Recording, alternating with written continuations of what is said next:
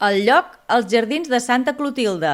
Els protagonistes, els indians lloretencs que es van aventurar a fer les Amèriques.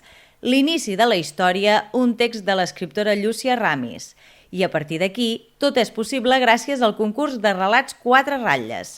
Aquest certamen tindrà lloc entre el 15 i el 29 de febrer i consistirà en l'escriptura en comú per part dels concursants de 5 relats. Els participants, via online i sense conèixer els seus companys d'equip, hauran d'anar-se tornant a l'hora d'escriure només 4 ratlles del relat cada cop. El jurat valorarà els 5 relats, sobretot segons la seva coherència.